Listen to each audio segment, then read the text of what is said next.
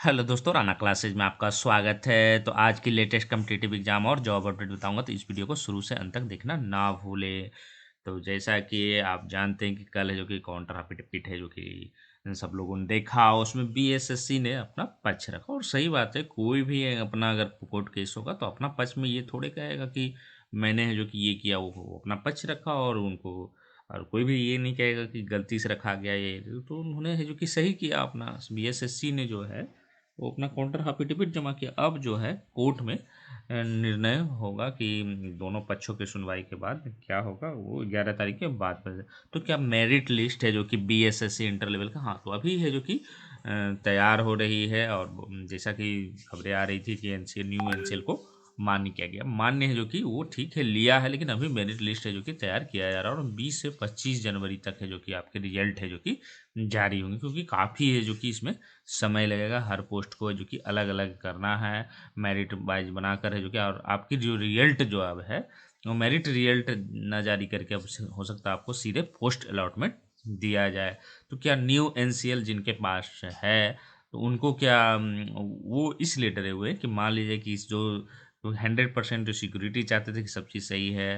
अगर जिनके नंबर ज़्यादा हैं उनको तो ऐसे, जिनके नंबर बॉर्डर पर हैं उनको जो कि टेंशन है, और उनको पता भी नहीं है कि अभी बॉर्डर पर हैं कि नहीं है। बहुत सारे अच्छे कैंडिडेट भी टेंशन में हैं, तो वो आपको जनरल मान लीजिए, जनरल में अगर आपकी रैंकिंग है तो आपको फिर टेंशन नहीं है।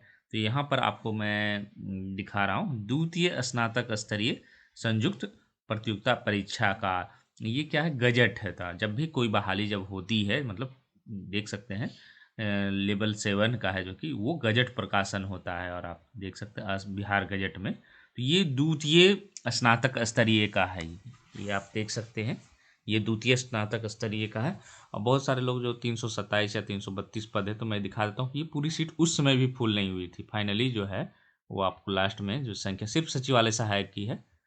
और यहाँ पर आप देख सकते हैं 316 कैंडिडेट हैं ये जो कि इसमें। और यहाँ पर और एक चीज़ और देख सकते हैं, उपरोक्त दो आयोग पत्रांक है जो कि यहाँ पर उपरोक्त करता हूँ। दो सोनू कुमार राय जो भी हैं अनुमंडल पदाधिकारी निर्गत शपथ पत्र क्रमांक जिनके द्वारा क्रीमी लेयर सहित प्रमाण पत्र तथा आवासीय प्रमाण सहित कर दिया गया को इस शर्तों के साथ नियुक्त किया जाता है कि योगदान के समय है जो कि वांछित प्रमाण पत्र समर्पित करने पर ही योगदान स्वीकार किया जाएगा। तो ये आपके लिए मेन पॉइंट रहेगा। ये द्वितीय ये गजट है, और इसी के जब तक आपकी बहाली होती है तो गजट में प्रकाशन होती है। तो ये आप देख सकते हैं, ग्रुप बी पोस्ट है ये।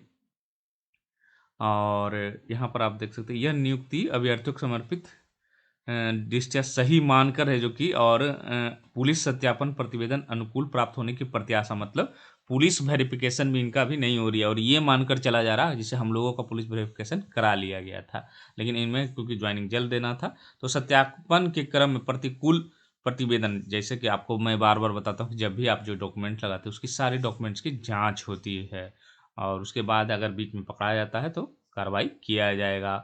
और शैक्षणिक प्रमाण पत्र ये सब भी आप देख सकते हैं। और ये उसके बाद है योगदान के समय अभ्यर्थियों को मेडिकल, यहाँ भी आप देख सकते हैं मेडिकल जो सिविल सर्जन है उन और दहेज लेने का, तो ये है जो कि आपको गजट में प्रकाशित किया गया। मतलब अगर क्रीमी लेयर नहीं जैसे आवासीय प्रमाण पत्र भी इनके पास प्रमाण पत्र ही नहीं था, जैसे आप देख रहे हैं कि आवासीय प्रमाण पत्र भी इन्होंने समर्पित नहीं किया। क्रीमी लेयर जो जिसकी हल्ला बहुत हो रही है, वो भी क्रीमी लेयर सहित प्रमाण पत्र है जो कि इन्होंने जमा नहीं किया, और लेकिन शर्तों के साथ है जो कि इनको नियुक्त किया गया है। और अगर नहीं समर्पित करते तो योगदान के समय है जो कि ये ठीक है, रिजल्ट है जो कि दे दिया गया, लेकिन योगदान स्वीकार किया जाएगा। मतलब इनके रिजल्ट है जो कि आवासीय जैसा बहुत सारे लोग कह रहे हैं कि प्रमाण पत्र इन्होंने द्वारा तो जमा ही नहीं किया गया, फिर भी है जो कि इनको योगदान के समय ज्वाइनिंग, मतलब आपकी अगर कुछ रिजल्ट बन गई है, मान ली क्रीमी लेयर को लेकर बहुत हल्ला है कि नहीं लिया जाएगा लिया जाएगा, अगर आप जनरल में आ गए तब तो कोई टेंशन ही नहीं। अगर मान लिया जाए कि न्यू एनसीएल नहीं भी लिया जाता तो क्या होगा, तो फिर भी ये जो कि आप अगर शपथ पत्र भरकर है जो कि माना जाता है तो आप देख सकते हैं हो सकती है। तो ये 11 तारीख का है जो कि इम्पोर्टेंट है। और इसमें मैं बता देता हूँ एक 316 में जो है, और यहाँ पर जनरल बीसी जनरल बीसी है, मतलब क्या? जनरल बीसी का मतलब हो गया, जैसे मान लीजिए कि ये भारत सरकार का लगा है, या बीसी का कोई सर्टिफिकेट लगा है, न्यू एनसीएल इन्होंने भी लगाया मान लीजिए द्वितीय से, लेकिन इनको अगर जनरल मान लिया गया तो इनके सर्टिफिकेट को है जो कि इसलिए इग्नोर किया गया होगा कि चलो ये न्यू दे ये पुराना दे, लेकिन ये जनरल में है। ये सेकंड सीजीएल का है, और आप देख सकते हैं जो टॉपर थे ये, उनका नाम है मिंटू लाल भारती नाम था, तो आप देख सकते हैं उनका पता, ये आपको गजट में मिल जाएगा, रोल नंबर भी साथ में है, रैंकिंग भी दिया हुआ है, एक जनरल बीसी 2022। और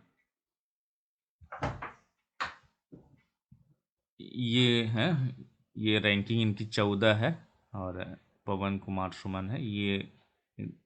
अगर बीएसएससी सीजीएल की 3 वैकेंसी निकलती है, क्योंकि ये अभी डिले होगी, अभी जनवरी में भी नहीं निकलेगी, ये डिले पर डिले होगी, जब भी निकलेगी तो मैं इनसे आपका परिचय कराऊंगा, और आपको फ़ायदा बीएसएससी सीजीएल 3 कैसे क्योंकि निकलेगी तभी मैं इंटरव्यू कराऊंगा। तो ये आप देख सकते हैं, पता भी दिया हुआ है, ये गजट है, ये सभी लोग देख सकते हैं, ऐसा नहीं कि ये गोपनीय है। तो यहाँ जो 316 कैंडिडेट में है, आप देखेंगे 156 या 57 तक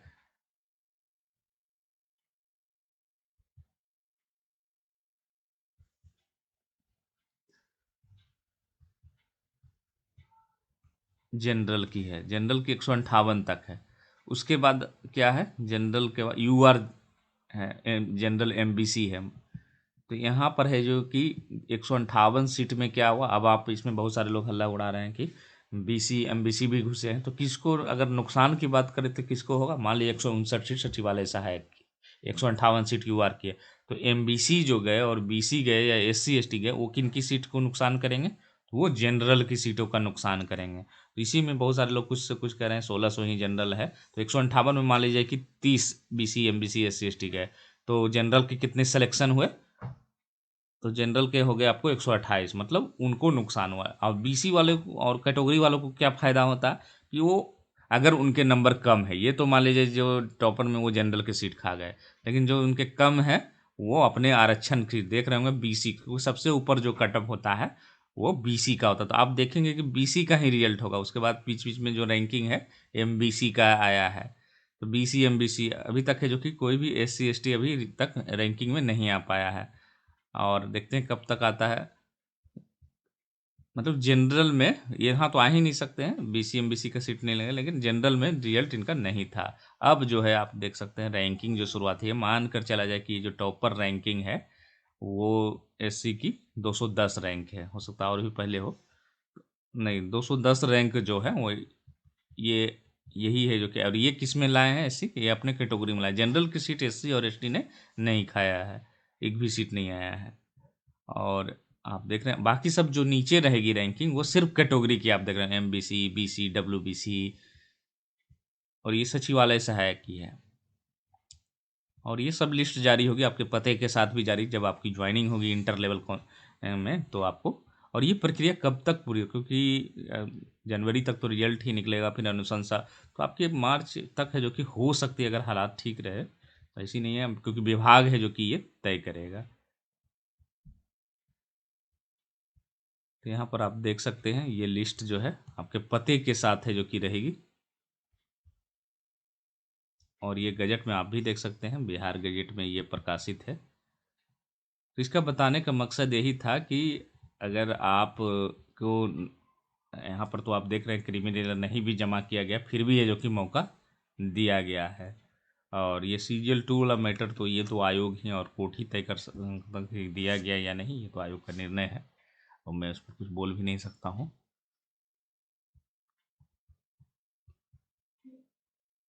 तो ये आप देख रहे हैं, तो इससे कुछ हद तक स्पष्ट हो गया होगा कि आरक्षण वाला, और न्यू एनसीएल को जहाँ तक लेकर सवाल है, तो ये तो लड़ाई चल ही रही है कोर्ट में, और कोर्ट में आने के बाद ही ये जो कि क्लियर होगा। और रिजल्ट जो है जो कि आपको तैयार किया जा रहा है, अभी तैयार भी नहीं हुई है, मेरिट रिजल्ट भी है जो कि तैयार नहीं हुई है, कुछ कुछ तैयार हो, क्योंकि बहुत समय लगता है इसमें, पोस्ट वाइज अलॉटमेंट है। अब आते हैं दूसरी खबरों पर। राजस्व एवं भूमि सुधार विभाग में 2247 पदों पर होगी बहाली। तो राजस्व एवं भूमि सुधार विभाग विभिन्न श्रेणी के 2247 से अधिक पदों पर नियुक्ति करने जा रहा। विशेष सर्वेक्षण के लिए सहायक बंदोबस्त पदाधिकारी कानून के रिक्त पदों को भरने का पूरा जिम्मा भू अभिलेख एवं परिमाप निदेशालय को दिया गया है। निदेशालय इसी साल आयोजक के ऑनलाइन आवेदन लेगा। पूरी प्रक्रिया कंप्यूटराइज्ड होगी। इस बहाली में किसी भी तरह का मानवीय दखल नहीं होगा। चयन जो कि अंकों के आधार पर है जो कि किया जाएगा। विशेष सर्वेक्षण के लिए पहले चरण के में संविदा के आधार पर सहायक बंदोबस्त पदाधिकारी के 275, विशेष सर्वेक्षण कानूनगो के 550, विशेष सर्वेक्षण अमीन के 4950, अमीन के 550 तथा विशेष सर्वेक्षण लिपि के 500 पदों का सृजन किया गया है। 2019 में इन पदों को भरने के लिए जारी विज्ञापन। इसके अतिरिक्त 500 जो कि 50 संविदा कर्मी अमीन है जो कि अलग से बहाली की गई थी। इस बहाली के कई कर्मचारियों की सेवा विभिन्न कारणों से समाप्त कर दी गया है। और ये जो मंत्री हैं, माननीय मंत्री, ये क्या कह रहे हैं, बिहार के 20 जिलों में जमीन का सर्वेक्षण का काम चल रहा है। इसी साल बचे हुए 18 जिलों में सर्वे का काम चालू हुआ। कर्मचारियों की कमी के कारण दूसरे चरण का सर्वेक्षण का कार्य नहीं हो पा रहा है, इसलिए बहाली का निर्णय लिया हम लोगों ने। 409 राजस्व कर्मचारियों के अंचलों में तैनाती की संविदा पर है। और किन के पद हैं ये आप देख सकते हैं। सहायक बंदोबस्त पदाधिकारी 64, कानून के 214, सर्वे अमीन के 1686, लिपि के 210, संविदा अमीन के 73 पद है जो कि होंगे। उसके बाद आते हैं दूसरी खबरों पर।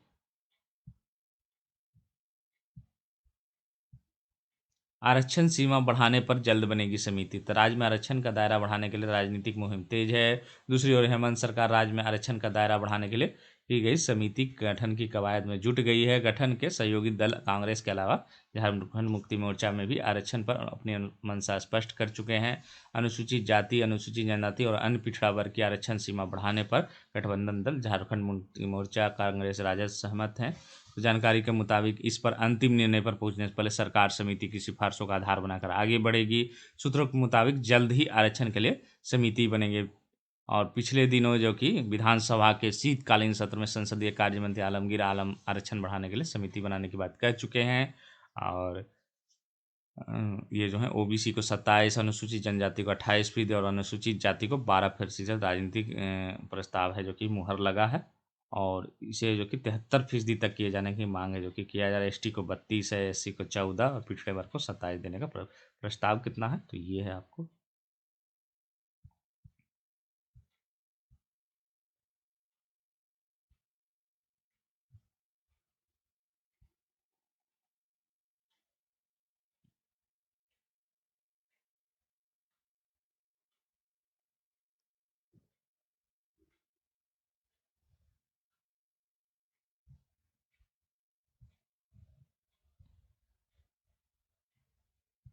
आचार संहिता में फंस गई शिक्षक भर्ती। सरकारी स्कूलों में शिक्षकों के 37,000 से अधिक पदों पर भर्ती रुक गई है। विधानसभा चुनाव का कार्यक्रम घोषित होने के कारण बेरोजगारों को नियुक्ति के लिए इंतजार करना होगा। जो भर्ती पहले से चल रही थी उनमें संबंधित विभाग के अफसरों को चयन की प्रक्रिया आगे बढ़ाने के लिए चुनाव आयोग से अनुमति लेनी पड़ेगी। सबसे पहले बात करें परिषदीय प्राथमिक स्कूलों में 17,000 सहायक अध्यापक की भर्ती। बेसिक शिक्षा मंत्री है जो कि 24 दिसंबर से 68,500 और 69,000 शिक्षक भर्ती के बाद खाली 17,000 पदों पर नई भर्ती घोषणा है, लेकिन विज्ञापन अभी जारी नहीं हो सका। एडेड जूनियर के 1899 पदों के लिए लेनी होगी अनुमति। तो प्रदेश के सहायता प्राप्त जूनियर हाई स्कूलों में सहायक अध्यापकों को 1504 और प्रधानाध्यापकों के 390 कुल 1894 पदों पर भर्ती भी प्रभावित होगी। परीक्षा नियामक प्राधिकारी कार्यालय की ओर से 17 अक्टूबर से आज परीक्षा परिणाम और 15 नवंबर घोषित है, लेकिन सफल अभ्यर्थियों से ऑनलाइन विकल्प लेने हेतु चयन की प्रक्रिया नहीं की जा सकी है।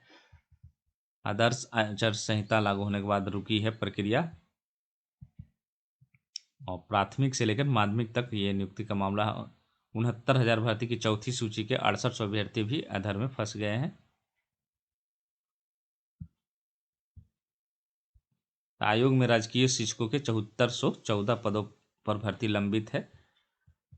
तो प्रदेश भर में राजकीय विश्वविद्यालय स्वीकृत शिक्षकों की 1/3 पदों पर चयन की प्रक्रिया उत्तर प्रदेश लोक सेवा आयोग के विचाराधीन है। माध्यमिक शिक्षा विभाग ने समय समय पर इन पदों पर चयन के लिए रिक्त पदों की सूचना आयोग को भेजी थी, लेकिन अब तक संस्तुति का इंतजार है। सर्वाधिक 5902 पद सहायक अध्यापकों के भरने को बाकी है। प्रवक्ता के 1512 पद पर चयन की प्रक्रिया गतिमान है। और माध्यमिक शिक्षा विभाग की ओर से एलटी ग्रेड महिला शाखा से स्वीकृत कुल 9366 पदों में से रिक्त 2877 अध्याचना भेजा गया, जिसमें 2688 की संस्तुति अभी तक नहीं मिली। इसी प्रकार पुरुष शाखा में स्वीकृत 9028 पदों के सापेक्ष खाली 3297 पदों के चयन की सूचना भेज दी है। इसी के साथ धन्यवाद।